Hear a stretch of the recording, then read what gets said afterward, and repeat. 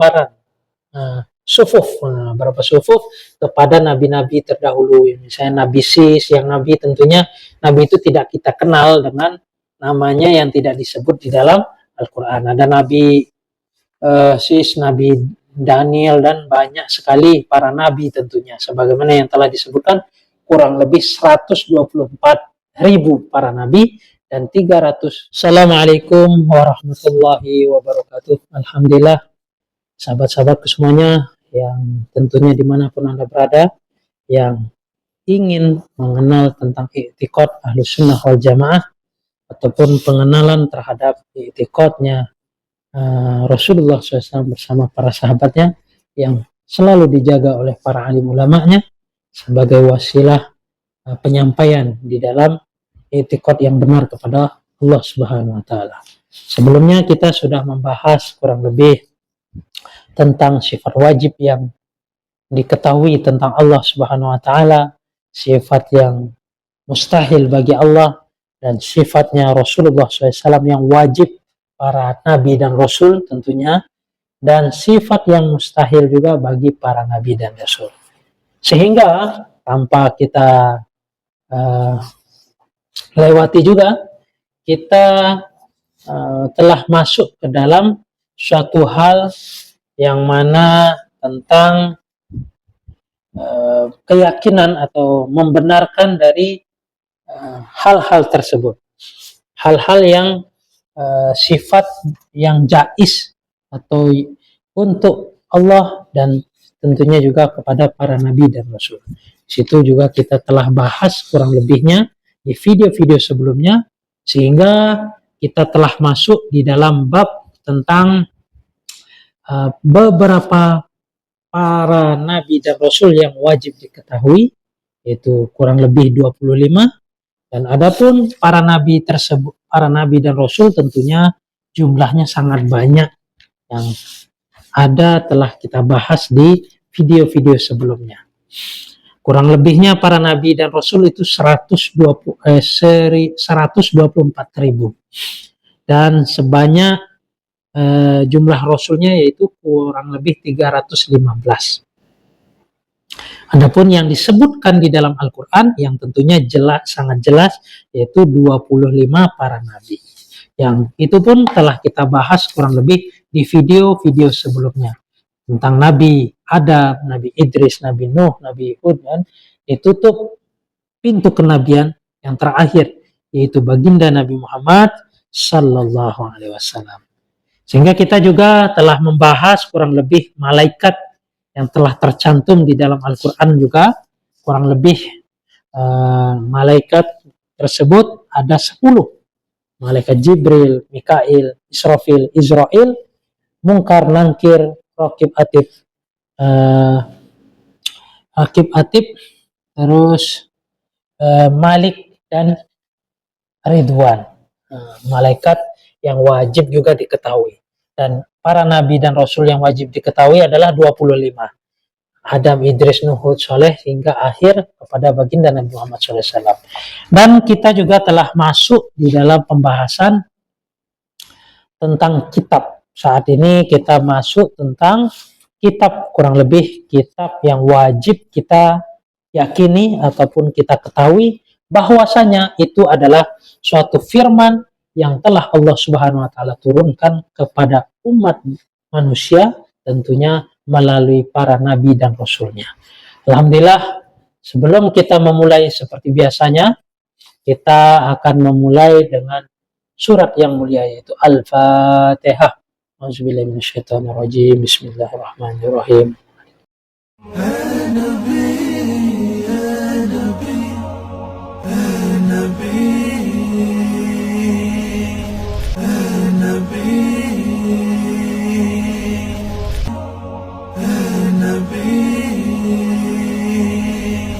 Alhamdulillah, sahabat-sahabat semuanya, kita akan membahas tentang kurang lebih 4 kitab yang wajib kita imani atau kita ketahui.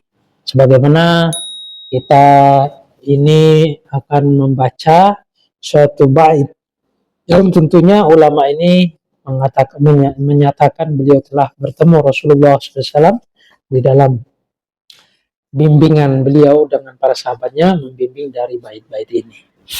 Dan kita akan mempelajari sebagaimana bait yang telah disusun oleh beliau. Arba'atun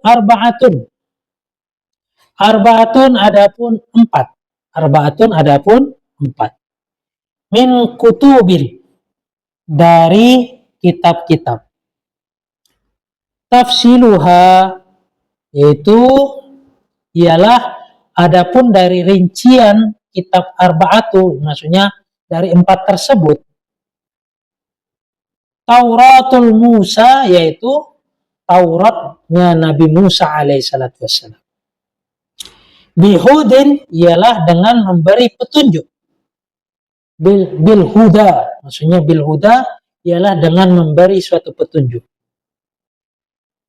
Sebagaimana baitnya yang kurang lebih biasanya saya membaca baitnya. Kita baca dulu baitnya. Arba'atum min kutubin tafsiluha Tauratul Musa bil huda tanziluha.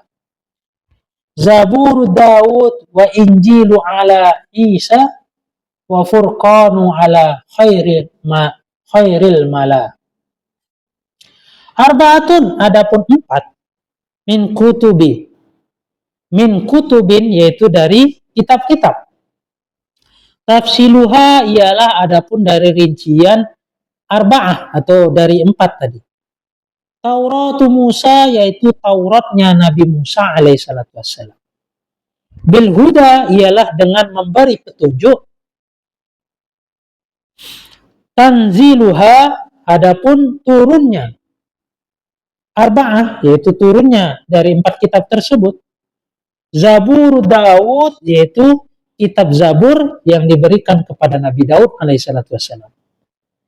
Wa Injilu, dan kitab Injil ala Isa, yaitu kepada Nabi Isa alaihissalatu wassalam. War Furqanu, dan adapun Furqan, yaitu Al-Quran. Kurang lebih di sini Furqan dinyatakan yaitu Al-Quran. Ala khairil mala, yaitu milik dari yang paling mulia dari para nabi dan rasul. Dan para nabi dan rasul, yaitu Nabi Muhammad sallallahu alaihi wasallam, yaitu nabi yang para nabi dan rasul yang paling mulia, yaitu Nabi Muhammad. Nabi Muhammad ini penutup para nabi dan nabi yang terukir namanya. Berbagai kitab menjelaskan, kurang lebih mengatakan terukir namanya di pintu surga. Dan adapun Nabi Adam alaihissalatu wassalam, dengan menyebut dari tulisan ukiran tersebutlah Allah subhanahu wa ta'ala pun menanyakan dari mana ia mengetahuinya. Dan itulah menunjukkan dari kemuliaan baginda Nabi Muhammad sallallahu alaihi wasallam yang diturunkan kepada beliau, yaitu Al-Quran. Maksud dari nazam ini, yaitu maksud dari nazam yang telah kita baca ini, empat kitab ini telah diturunkan kepadanya, kepada para nabi dan rasulnya dengan rincian sebagai berikut. Yang pertama yaitu kitab Taurat, yang tentunya diturunkan kepada baginda Nabi Musa alaihissalatu wassalam dengan membawa suatu petunjuk di dalamnya. Yang kedua adapun kitab Zabur, yang mana diturunkan kepada yang mulia Nabi Daud alaihissalatu wassalam. Yang ketiga adalah kitab Injil, tentunya diturunkan kepada Nabi Isa alaihissalatu wassalam. Adapun kitab yang keempat adalah Al-Furqan, yaitu Al-Quranul Karim, yang diturunkan kepada sebaiknya para nabi, yaitu nabi yang terbaik dan yang terbaik dari kalangan Rasul, yaitu Nabi dan Rasul, baginda Nabi Muhammad sallallahu alaihi wasallam. Begitu kurang lebih. Jadi di dalam penjelasan nazam ini, setiap orang mukallaf ia wajib meyakini bahwa Allah Ta'ala, yaitu Allah Subhanahu wa Ta'ala, telah menurunkan dari beberapa kitabnya, beberapa kitab yang tentunya itu dari wahyunya kepada para nabi dan rasul. Di antara kitab-kitab tersebut ada yang dibukukan dan ada pula yang tidak dibukukan sama sekali. Adapun kitab yang dibukukan ada 4, yaitu kitab Taurat. Jadi di sini kita perlu pahami kitab ataupun suatu wahyu Allah itu tidak berupa kitab yang kita yakini saja, ada 4 ini saja. Banyak dulu namanya bukan kitab, apa namanya? Allahumma sholli, saya lupa sebutannya tuh, beberapa lembaran-lembaran, sufuf, berapa sufuf kepada nabi-nabi terdahulu. Misalnya Nabi Sis, yang nabi tentunya nabi itu tidak kita kenal dengan namanya yang tidak disebut di dalam Al-Quran. Ada Nabi Sis, Nabi Daniel, dan banyak sekali para nabi tentunya. Sebagaimana yang telah disebutkan, kurang lebih 124.000 para nabi dan 314 atau 313 dari para rasul. Dan adapun yang wajib kita ketahui sebagai orang mukallaf adalah 25 nabi. Itu 25 para nabi dan rasul, dan kitabnya yang kita kenal yaitu kurang lebih 4. Yang telah dibukukan yaitu kurang lebih 4. Yang pertama yaitu kitab Taurat. Kitab Taurat ini telah diturunkan kepada Nabi Musa alaihissalatu wassalam, baginda Nabi Musa alaihissalatu wassalam. Allah Ta'ala pun telah berfirman, Inna anzalna Taurata fiha wa nurun, yang tentunya artinya sesungguhnya kami telah menurunkan kitab Taurat. Di dalamnya adalah suatu petunjuk dan cahaya yang terang benderang. Quran surat Al-Maidah. Namun kita perlu ketahui, Taurat itu diturunkan kepada Nabi Musa alaihissalatu wassalam, yang tentu rujukan petunjuk ataupun rujukan dari memberikan petunjuk kepada manusia telah dihapus, karena telah dihapus dengan kitab penutupnya, sebagaimana telah ditutup juga para nabi, yaitu baginda Nabi Muhammad SAW sebagai penutupnya, dan kitabnya pun sebagai penutup dari petunjuk tersebut. Sehingga ada suatu riwayat cerita sejarah yang menyatakan ada seorang Yahudi telah mendatangi dari Umar bin Khattab radhiyallahu anhu yang telah bercerita tentang kitab Taurat. Dan Rasulullah SAW pun tidak menyalahkan maupun membenarkan dari sini. Namun Rasulullah SAW mengatakan kepada Sayyidina, bukankah Al-Quran telah disempurnakan oleh Allah?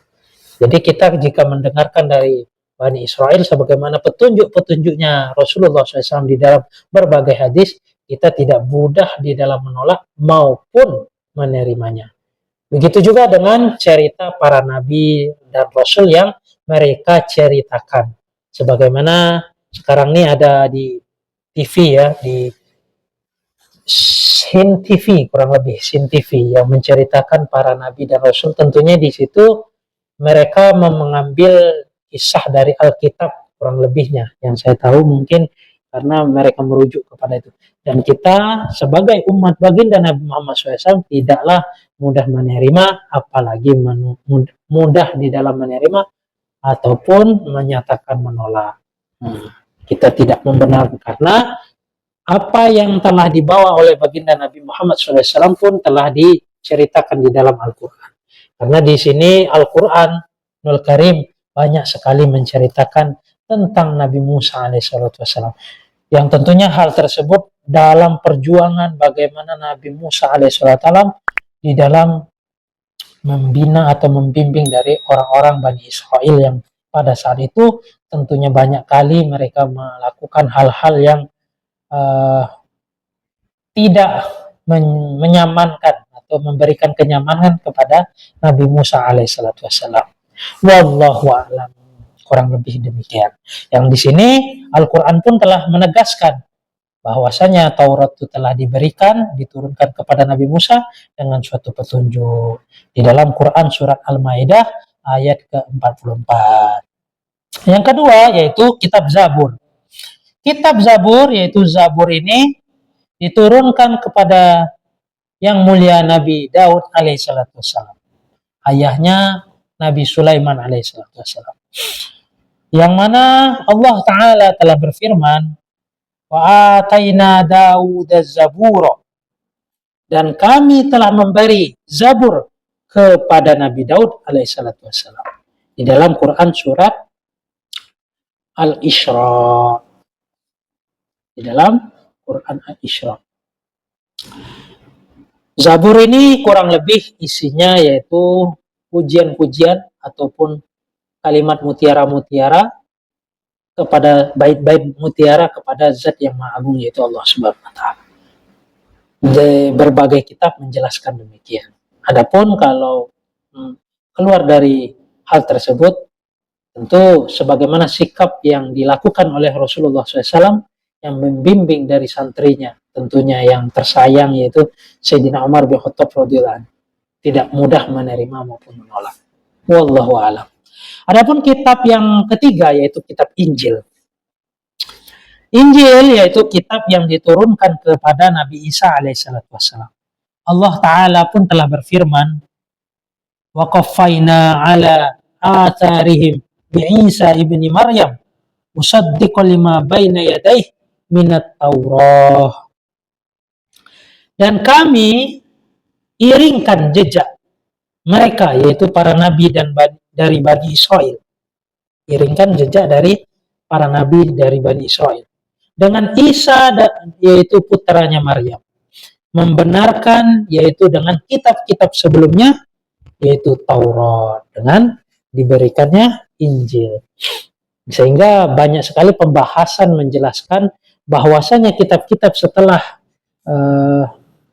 Zabur, Injil ini memperkuat dari kitab Zabur, kurang lebih membenarkan dari Zabur begitu. Dan bukan berarti Al-Quran tidak membenarkan.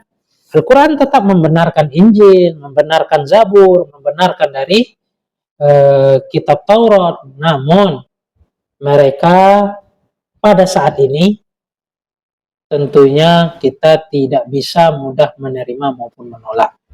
Sebagaimana yang diajarkan oleh Rasulullah SAW bersikap terhadap apa yang disampaikan orang Yahudi kepada Sayyidina Umar bin Khattab radhiyallahu anhu.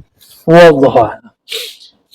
Karena di dalam Al-Quran sendiri terkandung begitu banyak ilmu-ilmu yang banyak sekali, tentunya kalau kita kaji, kita dalami kandungan-kandungan yang luar biasa di dalam Al-Quran. Wallahu a'lam. Sehingga di sini dipertegas bahwa Nabi Isa memperkuat dari kitab, menyatakan benar-benar dari kitab para Nabi Bani Israel dahulu. Di dalam Quran surat Al-Ma'idah yaitu ayat 46. Adapun Al-Quran yaitu kitab yang diturunkan kepada baginda Nabi Muhammad sallallahu alaihi wasallam. Yang tentunya di dalam firman Allah Subhanahu wa taala yang diturunkan Quran ini kepada Nabi Muhammad sallallahu alaihi wasallam di dalam firman-Nya, "Inna nahnu nazzalna 'alaikal Qur'an Qur'ana tanzila." Yang artinya sesungguhnya kamilah yang telah menurunkan Al-Quran dan sungguh kami benar-benar menjaganya. Di sini betul-betul dikatakan Al-Quran itu memang dijamin oleh Allah Ta'ala atas keaslian dan penjagaannya Allah kepadanya. Sehingga tidak heran banyaknya para hafiz Al-Quran yang telah menghafalkan Al-Quran yang banyak selesai di dalam menghafalnya. Ini adalah bukti Allah menjaga dari Al-Quran ini. Wallahu a'lam. Kurang lebihnya demikian.